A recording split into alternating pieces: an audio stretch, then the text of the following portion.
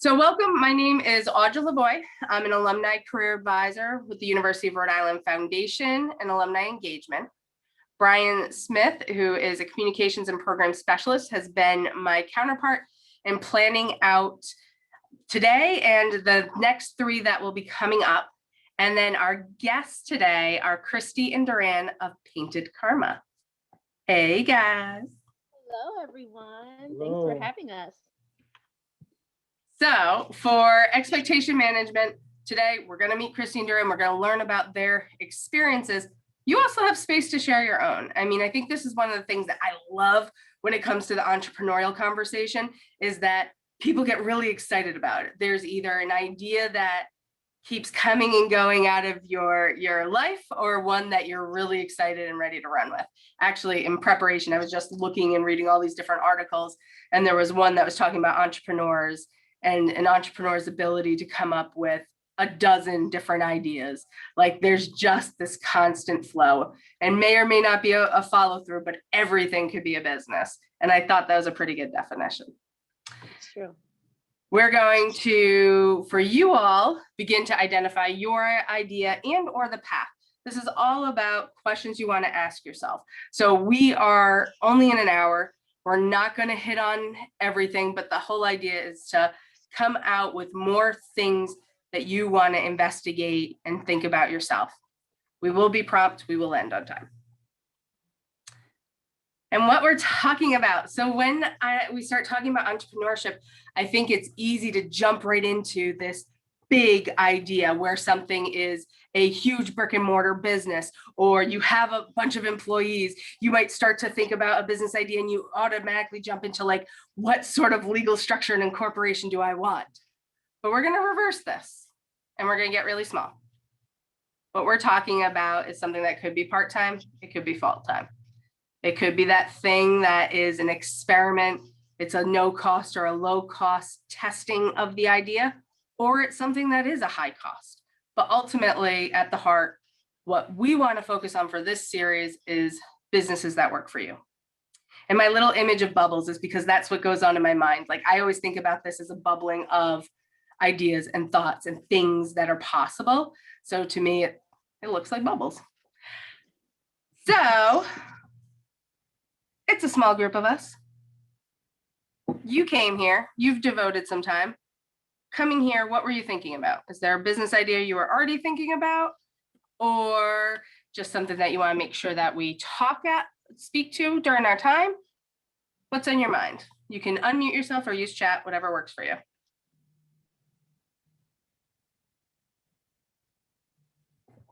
Audra and company. My name is Will Shane. I'm a executive business coach out of Plymouth, Massachusetts. Before I decided to do this 9 years ago, I was president CEO of a startup in Columbus, Ohio, trying to do something crazy like build a non-invasive glucose monitor for diabetics. It didn't quite work out. It was pretty complex, but I've gotten to a point in my life where doing the business coaching, working with entrepreneurs like yours. I've also just recently started a nonprofit organization called Taking People Places, and it's no different than for-profit. All the organizational challenges, bringing people together, getting yourself incorporated, having to follow the rules and such. And I saw this being an ancient URI graduate. I decided I wanted to sit in and just get some energy from you guys. And so I don't have a great product or a service to be selling today.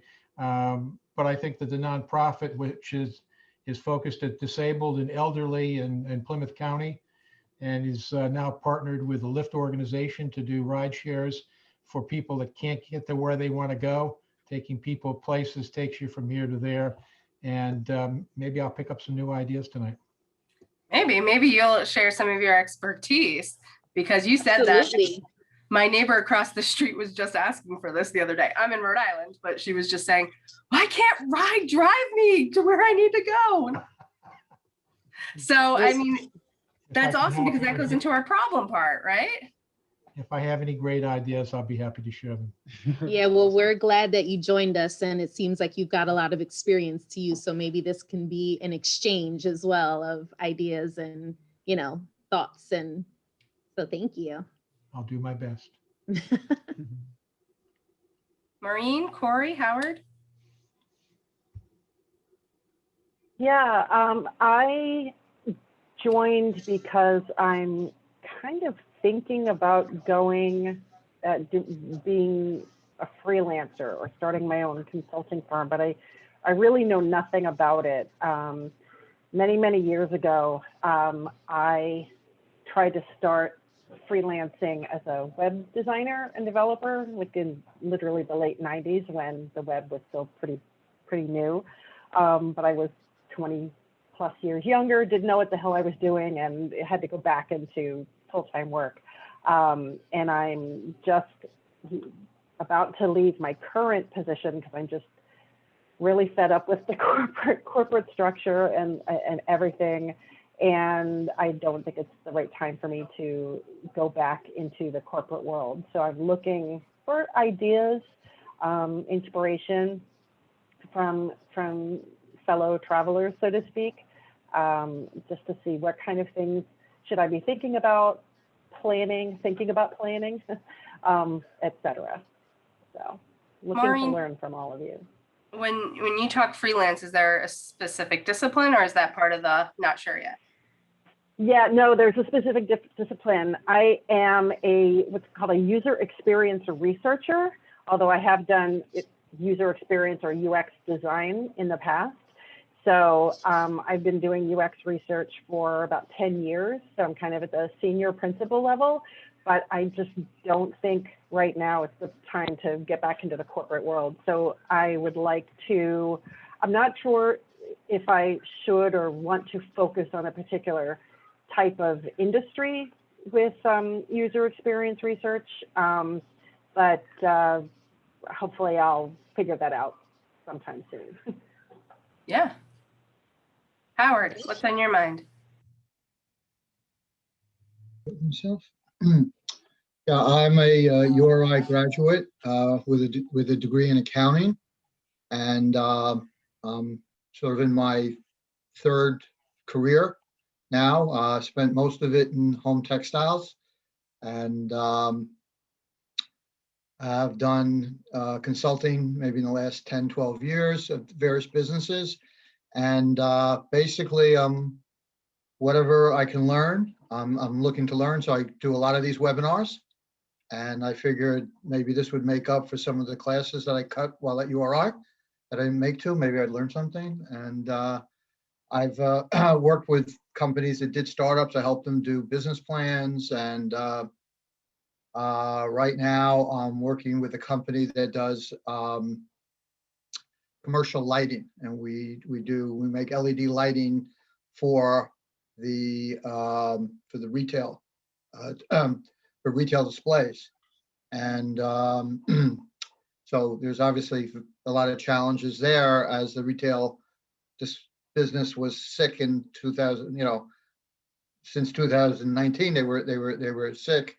The pandemic sort of put them into a death spiral. So it's interesting meeting with the staff that's still there and coming up with different marketing plans and how to promote the business. And so I feel that learning is a lifelong venture. So anytime that I can learn something. So between URI, I started going on these, and I live in Long Island, so Hofstra University. We used to go to a lot of events, seminars live, and then since the pandemic on webinars. So That's great. Thank you. All right, Corey. You're doing good. I see you. I can't figure it out. I have no idea what video is showing. I have no idea. I'm like on my phone. I don't know if you can hear me. We can hear you. We can see you. You're good. All right. Oh, great. I worked in hospitality in a devastated industry for COVID, and one of the million employees who lost their jobs. And I'm trying to figure out the inspiration, ideas. I think anything could be a business. So does my husband. And so I was like, oh, well, I might as well sign up and see what it's about. What, like, just as I said, the inspiration, ideas, I like, that's the exact path that I said, all right, let's see what's going on. Yeah, well, this is about ideas. So Corey, you're definitely in the right spot.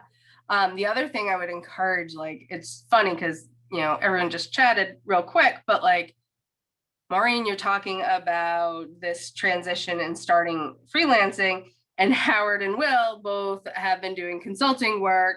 And Corey, you're just at the beginning. All of a sudden, there's already talent and information to be shared. So I always encourage people, either you can do a screenshot, you can share your contact information in chat, take a picture with your phone, something, because you have a few different people that you guys can follow up with immediately to have deeper conversations. And I muted myself. All right. So types of business, the possibilities are endless, but we're just going to throw them into a few different categories. We just spoke to the last one about coaching and consulting. That's one category of what do I have and what can I bring?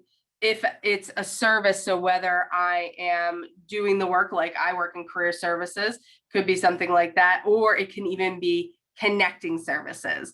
There's so many clever businesses where, it might become the intermediary. I mean, that's how a lot of these other ones you were talking about, Lyft became that in between and is now operating and bringing people and connecting in a different way.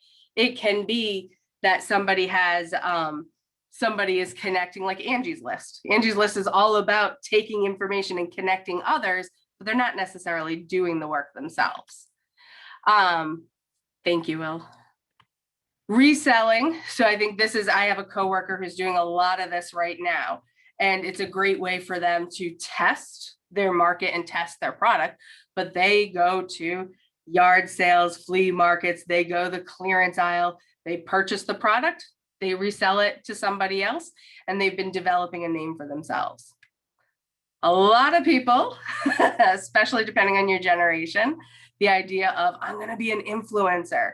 I am going to have all of these followers and I will be able to make an income because there's marketing and advertising happening on my site and there's enough people that I'm getting paid off of that. There are other people who might do the affiliate marketing, which is when they are saying, here's a product I recommend, or they're creating a resource where people can find that product and they click on that link. It's not the person's product, but once again, they're acting as that middleman and they're getting paid based on the people following through. Manufacturing being the actual creation of a product, whether it's your own or not. And then product, ultimately everything we call a product. And for all of you who've been working in business, that's the common term. But are you somebody who's actually making a specific application, a device, or something that's your idea that's being sold? So, Duran and Kristy, Painted Karma. What are you guys? What do you do? So I really like that last slide that you did because I'm looking at each of those categories and I can sort of like put ourselves in several of them. So we are Painted Karma. Yes. So I'm looking at this and I'm thinking, the product, the manufacturing, the reselling service, and even to a certain extent, how we present ourselves on social media. And so a lot of these things can really lean on each other, can really piggyback off of each other and not necessarily that it's one or the other. So I think that any combination of these things can make for a fantastic business idea. And so I really like how that was put together. So our business, and I'm also glad that you began with in terms of resources, and risk. How much do you need to start a business? What do you need to start a business? Where can you start if you've got many resources or no resources at all? And I joke that we've always made $1 out of 15 cents. So it's always been like, taking a small idea and watching it grow and really taking things that we enjoyed doing and trying to make a life out of it, and not just for us, but for our children. So Duran and I both went to Franklin and Marshall College. We went to the same college. Duran majored in psychology and public policy. Right. Yep. And I majored in government and Africana studies. And we are actively not using our degrees whatsoever. And so, but that's to say that,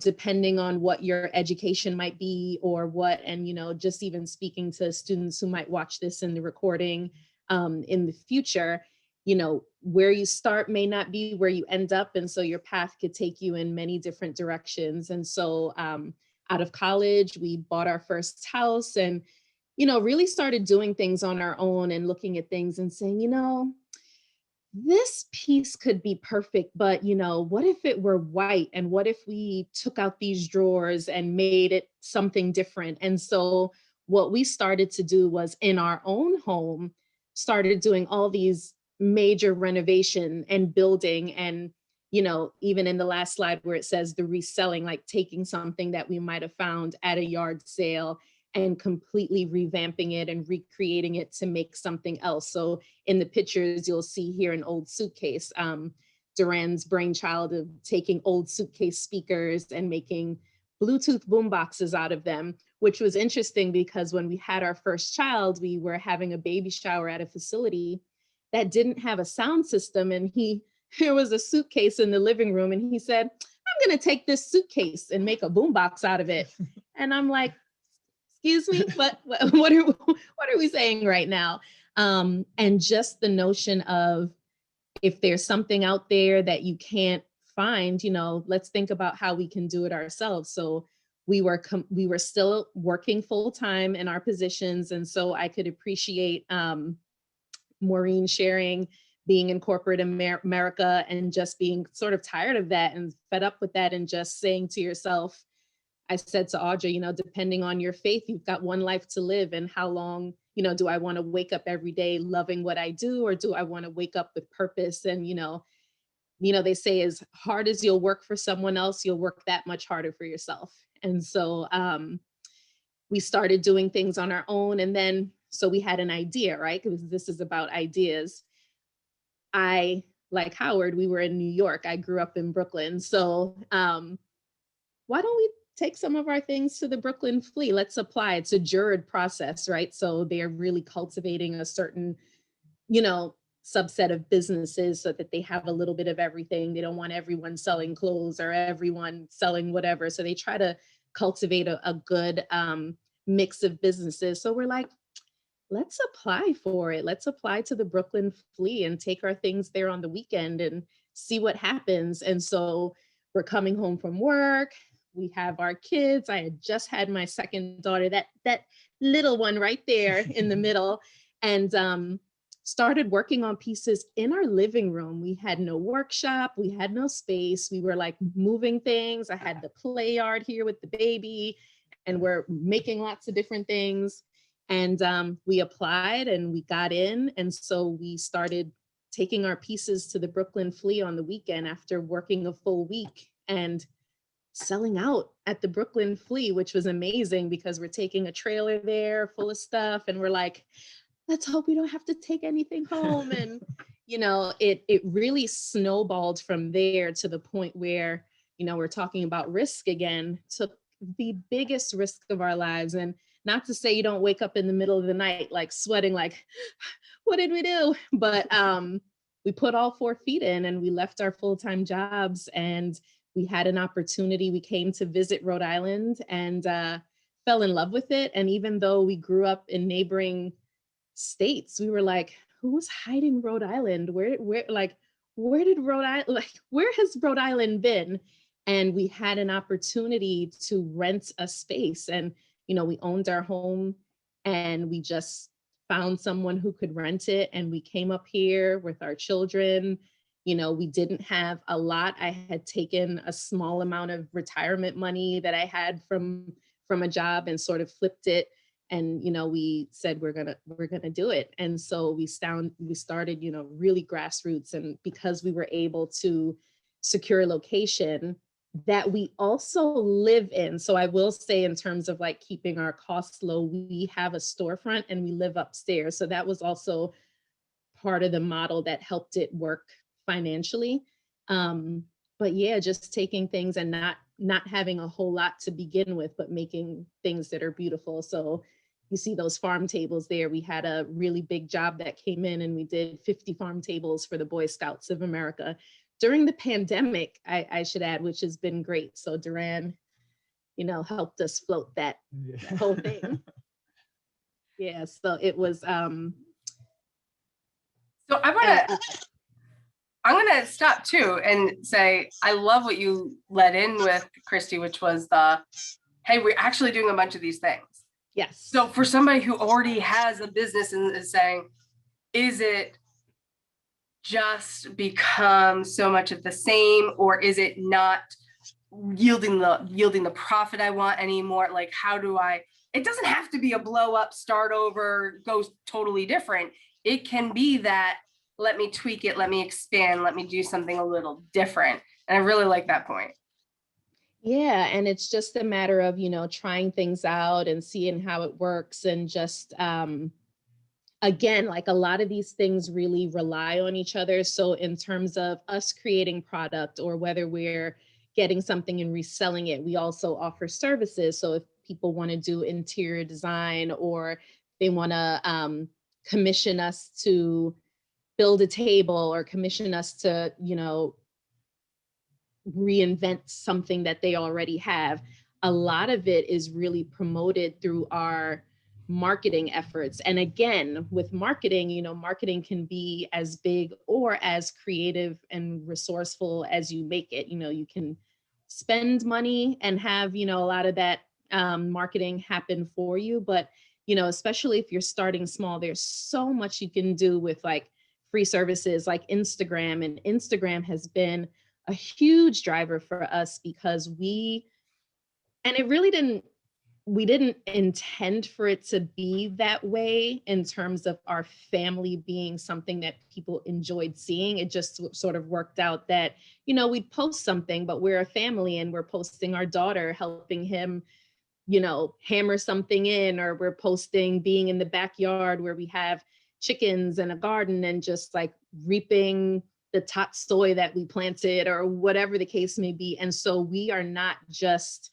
promoting product on it, but we're also marketing who we are, what we represent, sort of our lifestyle. And so that has also taken on, I feel like, a life of its own in terms of people feeling connected to us in a way that is apart from the business, but it also helps support the business because people want to come and shop small and shop local. And we've come here, and the community here is so amazing.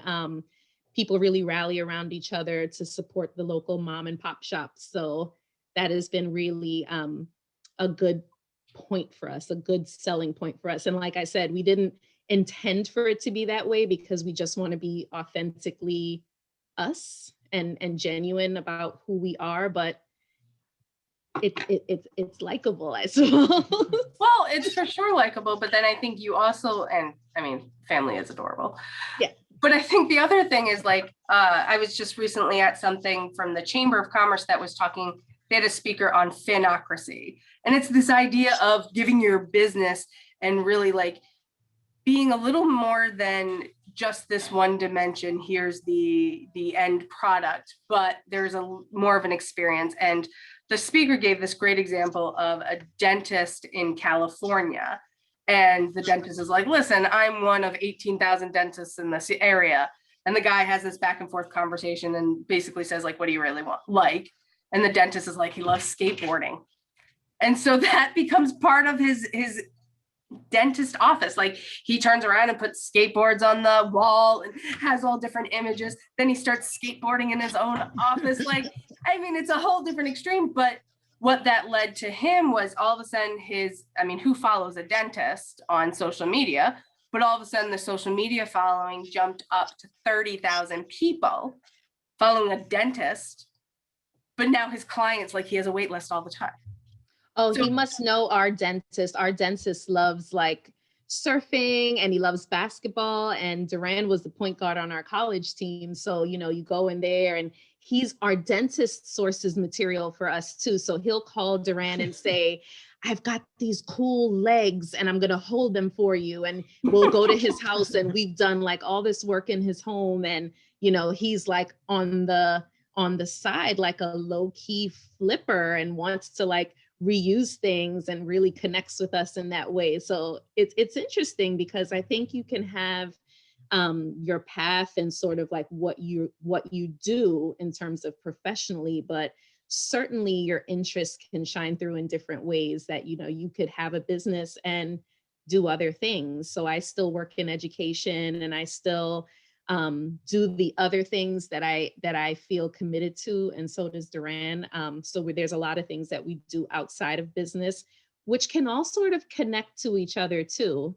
Some of the other coaches, you know, they want him to do jobs in their homes, and it all sort of interconnects. Right. So Duran, tell me about yourself. I just love hearing my wife talk, so that's why you don't hear me as much. Yeah, no, I was telling Kristy earlier, for me, it's about like what you're passionate about, right? And taking that passion and just pursuing it. And I think usually everything kind of lines up when you're passionate about something, you'll kind of figure out a way to kind of make it work, right? I think some people get involved in business and they just, you know, sometimes it's just like about money, like how much money can you make? And for me personally, that was never the case. It was, I enjoyed, I mean, so my degree is in psychology. So I worked for the state of New Jersey for 10 years doing foster care and adoption.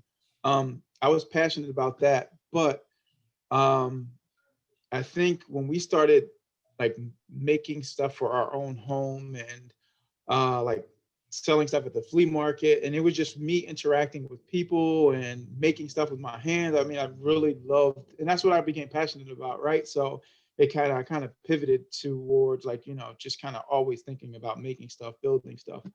And that's kind of how we really got started in the business, right? I mean, Duran, can I ask you a really tough question? Yeah. Can you connect, just for fun, can you connect that work in child services with what you're doing now? Like, what is there any connection? What can you see that in the work that you do or in the feeling that you have in some sort of element, is there any parallels between what you did and what you do? I think I've never stopped doing the other thing too, right? So I still coach basketball. I still have relationship with young men, you know, especially young men in this area who look like me, you know? So I don't think I've ever stopped kind of having those interactions with younger kids and just trying to, you know, help them lead a better life. So I'm always going to be passionate about that. But for me, it was more of the other things behind, you know, that aspect of work as far as the politics of it, right? So I kind of, once you get to a certain place, you can kind of see a lot of the politics, what happens with, you know, foster care and adoption. So instead of contributing to that, I just wanted to kind of deviate a little bit, but I still feel like I will always, you know, try to help out in that aspect as far as working with children. So I'll never stop doing that. I feel like Maureen can relate to this, the bureaucracy. I'm curious, and this is where my mind jumps. Like when you start talking, I'm like, you know, foster care has to do with, you know, that safety and that security and really having a place in your own home. And that to me, outside, you know, from the back bleachers looking at you, I can kind of see that too in what you do right now. Like having that safe, comfortable, what we need in our own home. And it can happen in so many different ways. But might be romanticizing it a little. No, and I definitely think you're right, because I think that Duran has always been big on teaching skills to young people too. And so, you know, you can teach a man to fish, or you can, you know, however that that goes. I wasn't born in this country, so sometimes when I'm doing my metaphors, I have to think about what the metaphor actually, but you know, the teach a man to fish metaphor. And so, you know, just to like heal some of the guys that he coaches, or, you know, if he builds relationships with young people, he'll bring them home. Like he'll bring them home. He's driving them home after basketball practice and having them help doing things. You know, what are you doing this summer?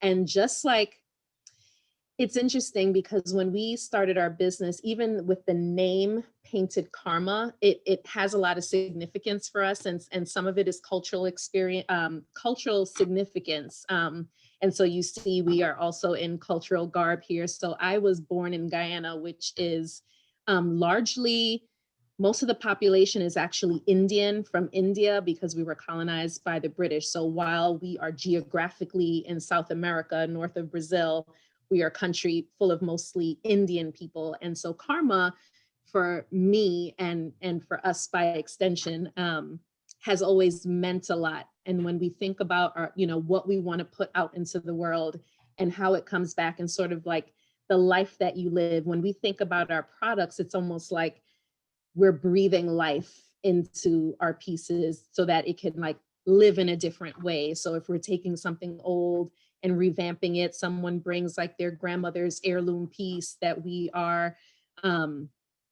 reimagining for them. Someone had drew this parallel for us too, even with what Duran did before, just about like restoring, right? And so when you talk about people and relationships and sort of, how can you help to restore and make better? And for us, it's always been an extension into our community too. So we want to restore and reimagine and, create a certain energy and experience. And we try to do that with our relationships too, with people. And so establishing relationships. I mean, it's funny, we'll have people who walk in the door with a bottle of wine and want to hang out and just, come and that's a true story, because a lot of times people will come and just want to talk, and it's like therapy session. So in many ways, I think Duran, like you said, he feels like he still does a lot of those things that he always did professionally. So, and, we think about COVID and how that sort of like changed the dynamic of our business. So we had been open 7 days a week, right? So we are a retail business. And so we are open for the population to come. And so there's not a lot of personal time. There's no such thing as TGIF. We're open every day. And so what ended up happening with COVID, it put a stopper to that in the sense that our doors aren't open. But in many cases, because so much of what we do is commission-based, people are already calling and making appointments to come and meet with us. If someone wants to build a farm table, they'll give us a call and say, I want to come by and talk about dimensions. We do a lot of house calls. So we would go to their home, for example, and look at the space and see what would work in the space. So because our business model was like that, it was very easy to transition into an environment where we weren't open. And in many ways, it was actually better because so much of what we do is with our hands. And right before this, I was like scrubbing the paint off of my hands. Like, I'm talking with my hands, I'm going to be, like this. But we were able to work a lot more diligently without, and I don't want to call it interruption, but, we're customer focused. So if someone comes in, we stop what we're doing, we'll talk. We have like workspaces in addition to the retail space, but it really allowed us to like put our heads down and work through. And because everyone was home, we were actually really busy because people are looking at their walls at home and they want to make changes because they're in the Zoom rooms. And how can I make the space that I'm making my Zoom call, amazing so that it's a nice background, or that some of the mills locally actually ran out of wood, if you could imagine that. Oh, because yeah. People were building garden boxes and they were doing all these things. And so the exhaustion that you see in that photo, those are 4 farm tables that was in, we got an old bread truck from Brooklyn. 50, yeah, that was 4 of the 50. It was a lot of work. And so, it helped float everything during the pandemic, but it was a good experience. And we are still doing that. We're closed to, general retail, but you can call and make an appointment. I will keep us moving, but in my mind, what I started thinking about as you guys talk is like, oh man, there's so many additional ways you could go and expand on your business, especially with the background and the talent that the two of you have. And, you start talking about investing in youth and going, oh man, that could be its own program in itself, or something that teaches. There's so many people in a pandemic right now who are trying to make their own furniture. So teaching them virtually, and I want to spin that back on everyone else, but that will keep us moving. I might come back to it because sometimes it's hard to think about ideas for ourselves, but you look at somebody else and you go, oh, there's so many possibilities, and, just taking off the little pieces. So you actually, yeah. No, I was just saying we were doing working with children as far as like, repurposing furniture. We were working with the Boys and Girls Club. So before the pandemic, we would go and volunteer over there and just help the boys and girls kind of make, different pieces of furniture. We would get pieces from the Johnny Cake Center, take them back. We would paint them with the kids, and and they donated it to Johnny Cake Center. They would donate it, but then they would put it back into Johnny Cake and then raise money for the kids for trips and whatnot. So it was pretty cool. That's awesome to be a part of that. So hopefully they start that back up at some point. Yeah, and you make a point, Audra, because sometimes I would agree it's sometimes hard to see ourselves clearly.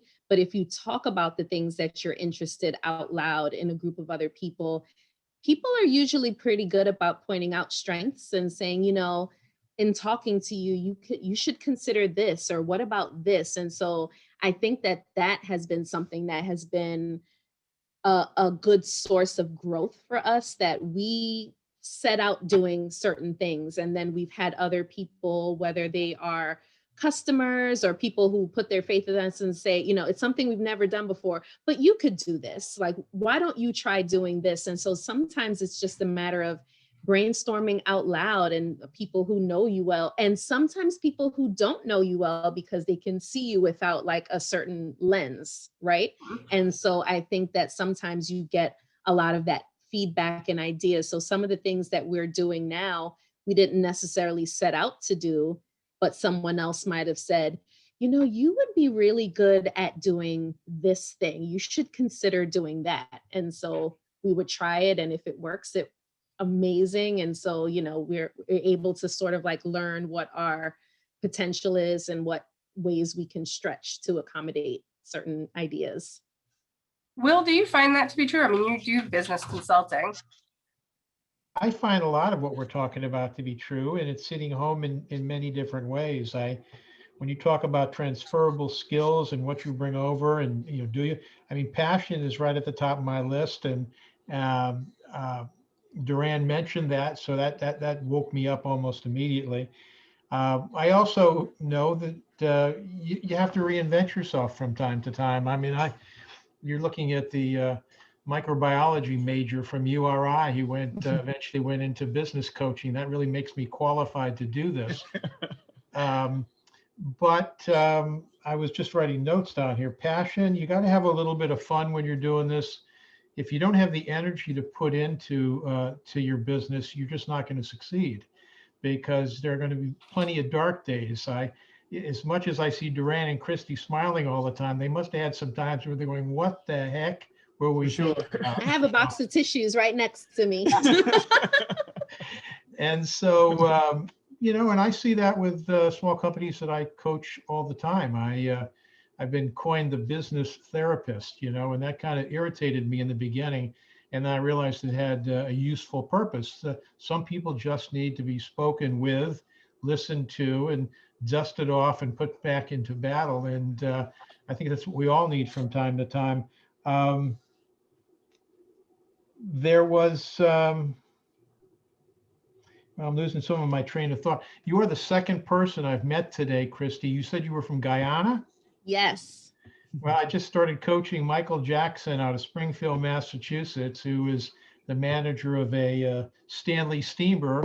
And I just assumed he was from Providence or something. He said, no, I was born in Guyana and came over here No way. when I was 5.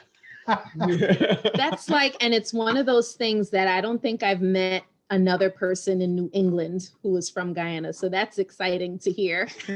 I'll have to get you guys together with Michael Jackson someday. That sounds awesome. And people usually either have never heard of it, Yeah. or if they're of a certain age, they might remember it for Jim Jones, which is Yeah. unfortunate because that had nothing to do with us. And so, or they actually think that I'm saying Ghana in West Africa, where our ancestors, because we were also colonized by the Dutch brought slaves from West Africa. So we have West African, Indian, a Portuguese migration, a Yeah. Chinese migration. So people, and then we have like Europeans that remained after colonization, but you can kind of look like anyone and be from Guyana. So it's pretty interesting. Has anybody ever heard of the group called eforall.org? No. E stands for entrepreneurs, and they're not in Rhode Island, but they're a nonprofit nationwide. They're not in every state, but they work with startups, individuals, small groups. You have to apply to get into one of their accelerator programs. Doesn't cost anything, but it does require time. The closest one to Kingston is probably on the south coast in Massachusetts, which means through Fall River to New Bedford, somewhere in that area. But they take entrepreneurs through a program that lasts for a year. It involves a lot of hands-on training. It gives you practice in, putting your positioning statements together, branding yourself. You end up developing lifelong relationships. And if you're starting out fresh, you might look up eforall.org and decide whether you want to make a commute somewhere. There have been plenty of people that have come down from upstate Massachusetts when there was nothing there, but I think there's one out in the Springfield area now. But Cape Cod, South Coast, and around, it's something that small entrepreneurs might want to consider.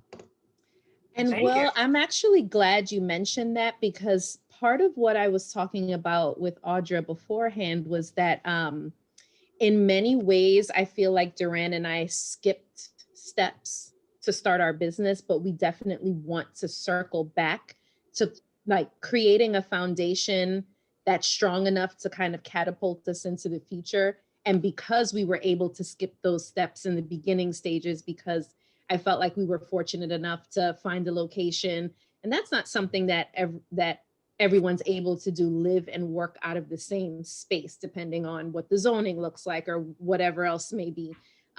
So there are things, so when you mentioned this program, that's not something that we've done, or we didn't really do, like neither one of us, had business experience. I mean, my father has his own business, so a lot of the experience was just like, your father talking to you about business. But those are the kinds of things that I think, even if you're sort of like situated in business, that you can really go back to, sort of like professional development, right? Like, even though you are in a job, doesn't mean you can't keep reinventing yourself and learning more. So even though we're going into, we're in 8 years of having Painted Karma, those are the kind of programs that I think that I'd still be interested in learning about, because, we did skip around steps. So I'm glad you mentioned that.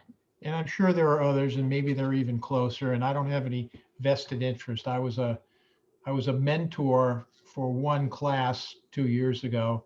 I haven't had the chance to go back just because of time, but was there one other thing I wanted to mention? Oh, unfortunately, I got to go here in a moment because I just realized it's my night to cook. And Hear that? Oh, you're killing me, Will. You're killing me. and between the dogs looking at me and my wife, I think I put my contact information in there. This is kind of a lifestyle business for me. I like what I do. I spend 50% of my time coaching, 50% of my time in nonprofit activities. I'm a trustee at a local community college, and I started this nonprofit. And the other 50% is my family. So Yep. I'm a baby boomer. If you can make that math add up to 100%, you're better than I am. But if anybody just wants to do an hour or two of coaching at no cost, just to talk about their startup or anything like that, I'm only a Zoom call away, and I'm happy to sit down. I love meeting people. Thank That's you. Well, that's amazing. generous. Thank you. Appreciate Appreciate it. Yes. So go Rams. I love your background, by the way. Oh, The my background? blurriness of it. Your Yes, the blurry. blurriness of it. Yeah. I took I'm new to Zoom. I'm new to Zoom, so I don't know too much about it. It looks cool. You take a picture and you go to something called Kapwin, KAPWING.com. You can dull the background, and you don't know what the mess is back there, but Right. Gotcha. now that it's faded, life is good. I apologize, I have to leave early, but Audra, Thank you, Will. Thank Thanks, you. buddy. Take care. Howard, did you Thank want to you. add something?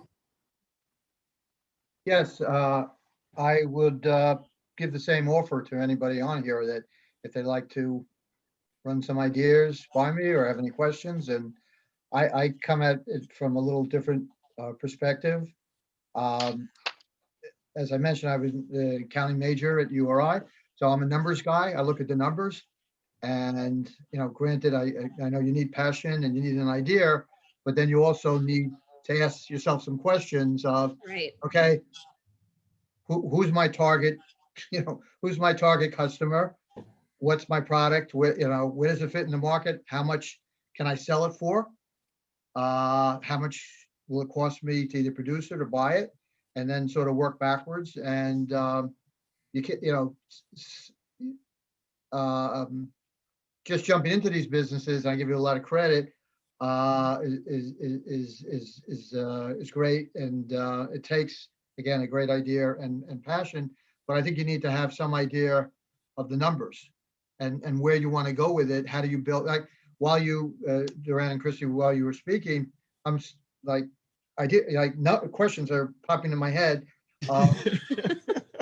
Duran, is it only you that's doing the production? So you're limited to what you can produce? And so, are you looking at, so products that give you a very high margin because you can't produce that much, so you can make your money? How to scale it, your business to get more business. Is most of your business people from your area, or do you do stuff on the internet? You mentioned about before the pandemic, walk-in, the 7 days a week. Well, how many days do people walking in with, were you packed on all 7 days, or did it turn out that it was Friday, Saturday, Sunday, and maybe Thursday night? So you can always scale your business back to that, and by appointment, so you open up when someone wants to come in. So you're not a slave to that type of business. So there's a lot of different things. And I'm also thinking, while you were speaking of, I mentioned that I'm doing working with a lighting manufacturer, and I'm thinking, gee, is this an item of doing artwork that's backlit by lighting in a frame? So you have the ability to construct something. If you made the frame and put the lighting in, and then did the artwork on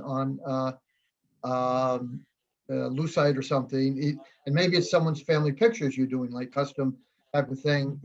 Can you make enough money doing that? Is there business there? And the other thing I was thinking, Duran, is that while you're talking about your work with the kids, I'm always thinking, who do I know? Who, connections. You almost have to. It's like LinkedIn. It's like spending every day, waking hour on LinkedIn. What connections? Who do I know? What can I do? And so while you're talking about the kids, my oldest son works for Justin Ferrano, who is the official artist of the Baseball Hall of Fame, and he's actually now in conversations with the Basketball Hall of Fame to be their artist.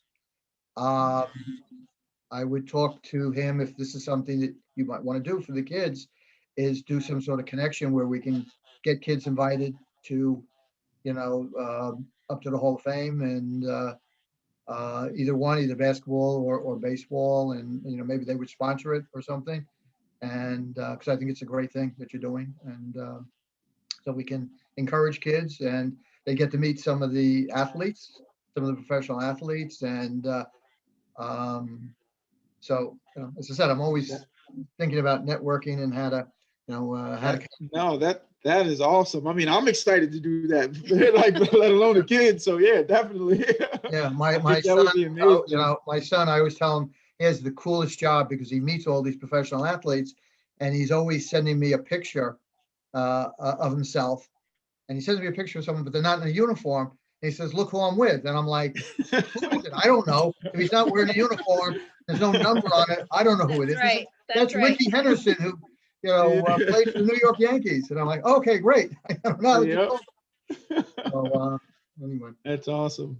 No, and you bring up a lot of valid points, because the other thing that works with Duran and I is that we're definitely yin and yang. And while we're both passionate, Duran is very, very passionate and wants to do the things that he, you know, gives him energy and gives him like enthusiasm. And so, like, for example, after doing the 50 farm tables, he had to stop and do like 5 creative things so that he could get to self-energize again. So I'm that person who's answering all those questions you brought up. Well, what do the margins look like? And what do the numbers look like? And let's, you know, so we're definitely yin and yang in that way.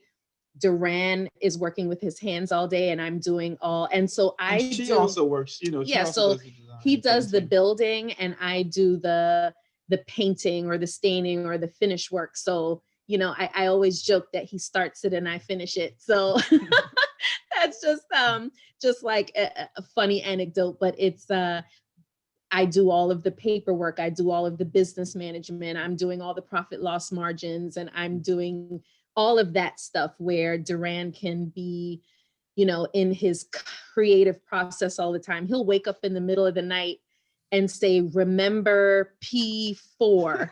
And we used to be in an old schoolhouse, and so there were chalkboards everywhere, and he'll wake up and he'll draw something that makes no sense to the average man, but it makes sense in his mind. Or one time he wrote an essay. It was like a 4-page paper about how he was going to start building something. And it was just like he's got different ways of approaching and different theory. And so so we're definitely yin and yang, where I'm doing all of the paperwork and doing all of the things that can get our bills paid. Duran, do you build everything yourself?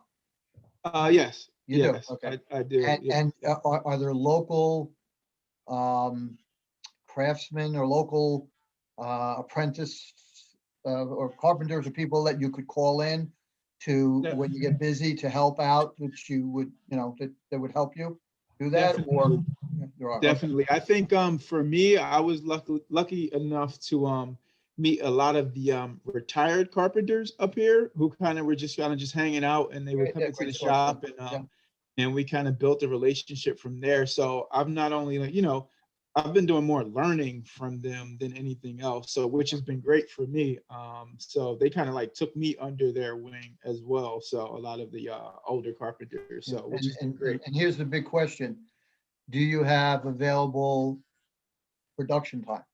You know, so I don't know how, you know, I don't know how many hours a day you work, and, you know, but, you know, if you had more business, could you fill it? Are you looking for more business? Or you're saying, actually, I'm working about as much, I'm making as much as I can make. I don't have, you know, I can't do that. I am gonna have to move that. You guys. That's interesting. I mean, no, go ahead. I'm sorry, Audrey. Oh, no, No, I just have to move us along, because that's a great question, Howard. Me and you have to talk, Howard. All right, and my don't need to contact talk. information is on there. Give me a call. Yes, and Howard, I just have one quick note, because when we were doing our initial introductions and you wrote that and you were talking about lighting, Duran is the lighting person. You have to see, that's just one photo, but he's got an extensive collection of lighting designs. It's actually called our Latimer lamps, because Lewis Latimer was a member of Thomas Edison's team. He was an African-American who actually invented the carbon filament. So our lighting collection is called Latimer lamps. And so you're going to have to talk to Duran, because he's got a whole line of my lamps. contact information is on there. Awesome. Yes. Sorry, Sorry. I have so many notes on you guys right now. One, on the Latimer lamps, we are using our degrees, Kristy and Duran. Yes. They are getting put to use. And that was the one thing I said. I majored in Africana studies, and any way I can Put it in. homage to our great African-American thinkers and creators and inventors, we are going to do so. So yes. The other thing I want to point out is I like what Howard was saying was, yeah, it's about passion, but there's other things. And Kristy and I have had this conversation a few times when it comes to formula, and we'll talk about that in a second. But there's so many different ways. And, there's other people who are going to tell you passion's what get me up in the morning. There's other ones who say you shouldn't work on your passion so that it stays your passion. The others will tell you passion was the worst thing ever discussed. Like there is no one right way. But I think when you find that what it is for you, then yes, there's the one right way for me, but not one right way for everybody. And to the point where there's what's the problem? So I think anytime we start talking about a product, we're talking about what's the problem that's being fixed? Does something not exist at all? Or does it exist but doesn't do what we want? Which, when we talk about the problem Kristy and Duran had, it's, hey, we have this stuff. It's almost right, but not quite. We can make it. We can improve on it. We can make it better. So for those who are in this brainstorming bubbly, hey, what's next? I think what Will had mentioned before, which is what are those transferable skills? What are we starting with? So Corey, when you start thinking about your own self, I'm not going to put you on the spot, but when you start thinking about yourself, where I can go, what I can do, okay. The first step being what exists inside me? What talents do I already have that maybe this becomes a focus? Or maybe it's something that supports the other thing I do. So your own personal assessment of the talents and skills you have. The industry, is there an industry you have a lot of experience? And that doesn't mean you had 10 years doing a 9-to-5 job there. It can be, here's the other thing I volunteered with, or here's something that was part of my hobby, but an industry that you understand. What does that network look like? Your friends, if there's religion, associations you're part of, education, you all have a connection here and it's URI and you guys start talking and there's a camaraderie for no reason that exists except for one, you're connected through URI, and two, just generosity of your own heart. There's nothing else that you've had the opportunity to really get to know yet. The niche one I think is so huge. So Kristy and Duran, there's plenty of people who do furniture stuff, but they don't do it like you do it. There's a different way. And when Kristy was talking about, what it meant to be breathing life into it and this creativity, and that this is not just a business, there's so much more that brings family and community together. So these are the thoughts in your minds. And just even the point of when you were talking about the different constituencies, right? So your family, your friends, different communities that you're part of. When we started doing this, before we went to the Brooklyn Flea, it was other people saying, oh, this is amazing, like coming to our house, family, friends coming by and saying, can you do this at my house? Like, can you paint this in my house? And so a lot of our first clients were friends and family and people who really liked what we do. So I think that it's a good point, just leaning in on your different constituencies that already exist in your life and sort of, having trial with that. So that's a good point. And for both of you, when it came to testing ideas, you talked about going to Brooklyn Flea and here's our truckload of stuff. Let's see what happens. Let's see how people receive it. You're listening to them the whole time too. So you're getting constant feedback for people who don't love you. They're not your and the funniest part of that was people actually thought that show, like Flea Market Flip, was happening, and people would walk up to our stand because they would do it at the Brooklyn Flea and be like, is this the show? Is this Flea Market Flip? And they're like looking for the cameras and we're like, no, but maybe we could have had some fun with that. What are you willing to pay? So I've talked to a lot of people who are URI entrepreneurs who talk about, well, they're a fashion designer and they were wearing their design jeans and somebody saying, I want that. Okay, I'll make you a pair of that. Other people who had jewelry, other people who, are living by example, because we have a couple people who are really big in the fitness world and they're personal trainers. And it starts by someone saying, I want those arms. Can you train me in this way? Other ideas, definitely can, the talking, getting to know your customers, to what Howard was saying, understanding your customers is huge. There's a lot of different areas. So there's a lot of different services and ways and testing and things you can put a lot of money in. Some of I think the more recent advice is, hey, create a website, start throwing stuff out there, say that you're launching, but if you can get people tracking to it, then you're testing out, is there interest for your idea? All right, so the business that works for you, and Kristy and Duran, you've spoken to this, and Howard too, saying, how much time do you have? Do you have time to do this or this? What does it look like? So what's the time you want to put into the business itself and the risk that you're willing to take? And in this situation, really talking about that, we're going to break down risk in a second, because this has been a bigger conversation. Money to invest. Do I have money to put into this today or no? What do you want to spend your time on? So is it a passion, or is it, no, it's not my passion, but I like it. And that's good enough. I need to be somewhere in the middle. Fine.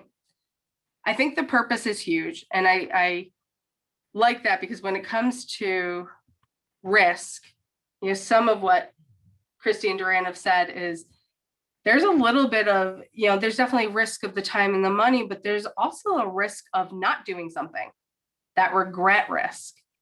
And I just had a speaker last night who was talking about, she just finished a PhD program. And she said some of the best advice she had was, if you're thinking about a PhD, try talking yourself out of it first and see kind of how you argue with yourself. And I was like, and that was really cool, because we were talking about PhD. But I think the same thing can be argued about a business. If you are trying to talk yourself out of business and you're a Marine and you're going, dear goodness sake, I cannot go in and work for a person, it's just not working anymore.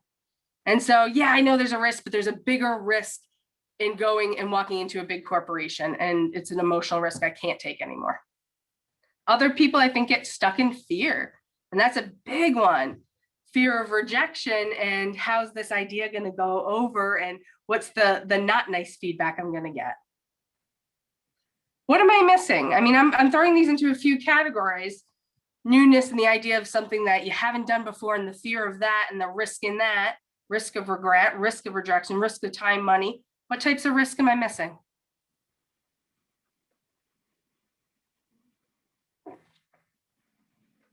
We get them all? I think for me, at least initially when we first started, there was that fear of will this stuff be accepted? You're kind of putting yourself out there, just and kind of getting over that. I think for me, at least, that was probably the hardest. Will we be accepted too? Yeah. Exactly. Will we be accepted? But I think once I got over that, or once we got over that, I think it was nothing to really be scared of. It was just, it's more of yourself stopping you than anyone else. So.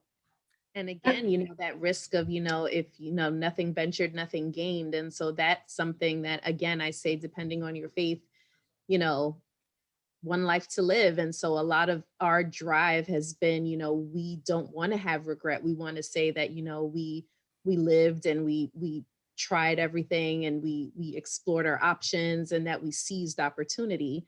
But again, for us, some of that emotional so I think about the rejection. So Duran and I were coming to Rhode Island from very different neighborhoods, and we are probably the only local business around here of color. And so that had been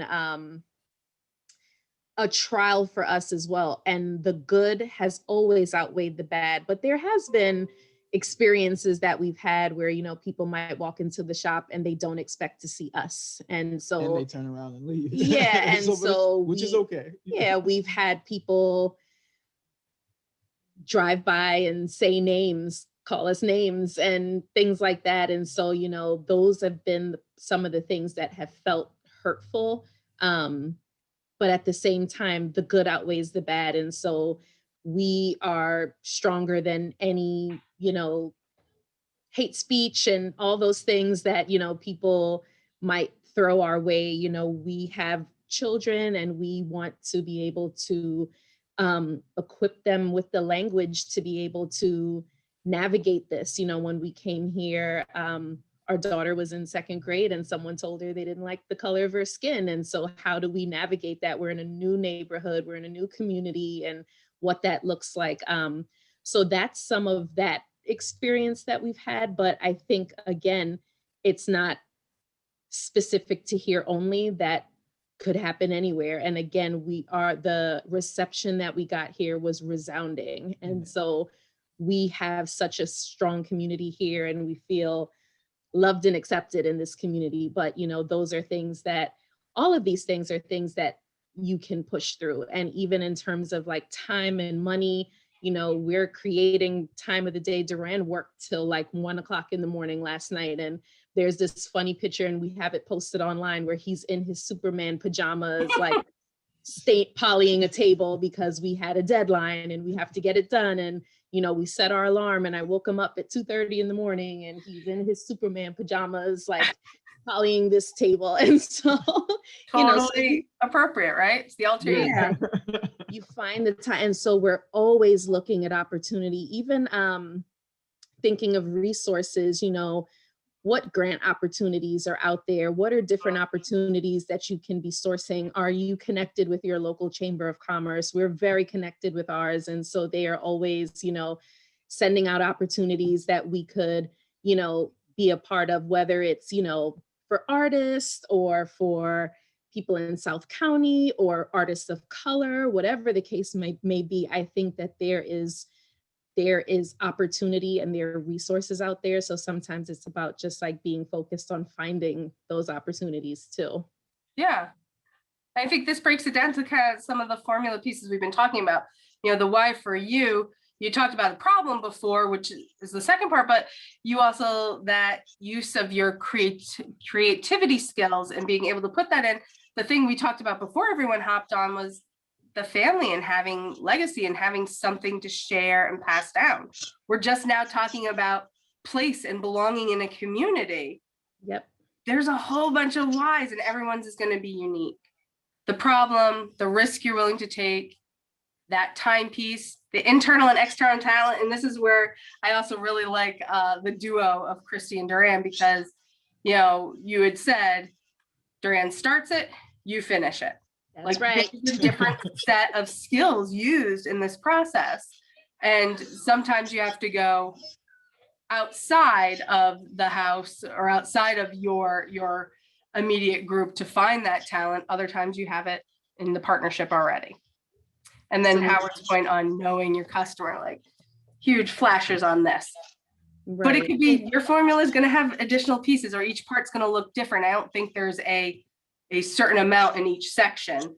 It's just, here are the elements. And that's exactly it, Audra, because like in terms of the formula, we've had people ask us like, what is your formula? Like verbatim in that sentence, in that order. What is your formula? Like, what are the variables? What is the equation? Like there was once a friend of ours who said, you know, I want to start a business, and, you know, I have a family, we both have families, I have like, and so she was drawing parallel to our lives. And what did you do? And tell me exactly what was your formula and what variables to plug into this equation. And it's not really that simple. And it's funny because, you know, at the end of the day, Duran and I we are really faithful in terms of, you know, this is going to work out. You know, we depend a lot on our trust that the universe will help. And that does not work for everyone. And I said to her, you know, we're prayerful people. And so we'll pray. And then we just put our trust that things are going to work out. And she goes, yeah, I don't know if I can work with that. Like that's not really something, that's not a variable for my equation. And I'm like, but that's exactly it. Everyone is going to have a different process, a different journey. Again, I mentioned there are steps that we skip that I hope to someday go back to. It's not like, you know, we didn't have to start out with a business plan and go to a bank and take those steps to start a business. We really started sort of backwards. And so developing those plans came later when we needed it. Say we were applying for a certain opportunity and they wanted to see a business plan, and we're like, shoot, we need one of those. And so, I think that there is always room for growth. And so I think that you never want to mimic someone else's journey. Certainly you can take notes and take cues from it, but know that you can find your own path and find your own way of starting your business. Ours was very unorthodox. And, I mentioned that I'm from. Still is. We're still working on it. Yeah. No, you're way past. Yeah. And this is probably the third time I'm mentioning that I'm from Guyana. In our country, people, unless you work for the government, unless you're a school teacher, unless you work in a bank, everyone has their own hustle. No, like you can't just apply for jobs somewhere.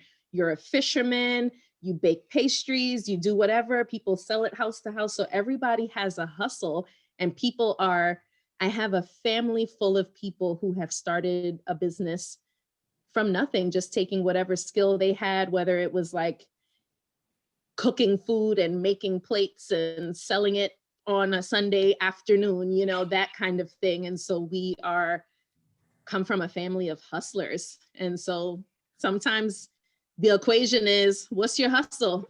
Make it happen. Make $1 out of 15 cents. And so again, that doesn't work for everybody, but No, but your point on it, don't take somebody else's journey. Like it's not yours.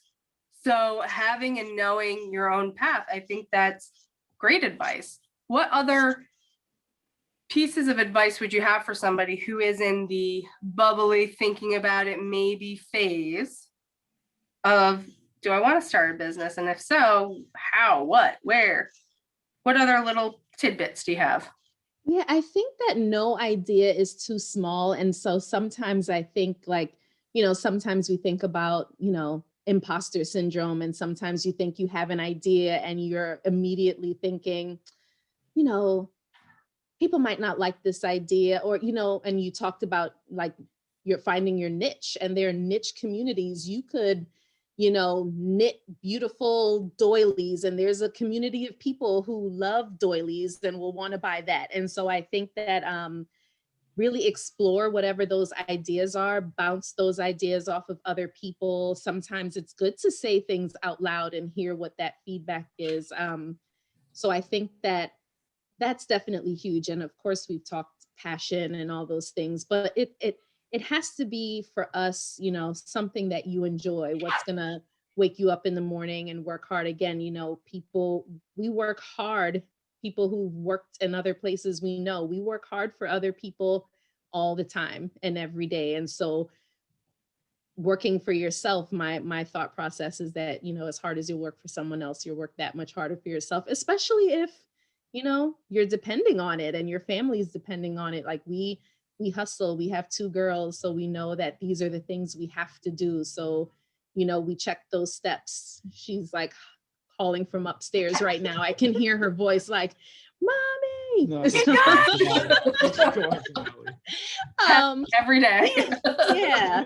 And so I think that, seek advice from other people, talk to other people, because sometimes I think that people have ideas and creative thought, and you kind of keep it to yourself because you feel like it has to be this big before you can take it to someone else. And it could be this big, and you take the idea and talk to other people about it, and just sort of, and test it out. Sometimes what I tell people who, maybe there's someone who's a photographer and wants to like display their pictures. We know people who are bakers and make beautiful cakes and want to bake.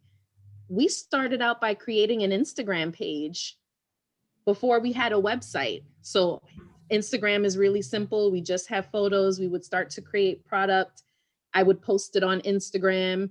And that's what we did before we had like a formal website, before we had paintedkarma.com. So start small, like open up a Facebook page, an Instagram page, LinkedIn, and just like put your ideas out there and see kind of like, what you catch out there, what people have to say. So those are like just some of the small things that we did from the beginning. So yeah. Duran, any additions?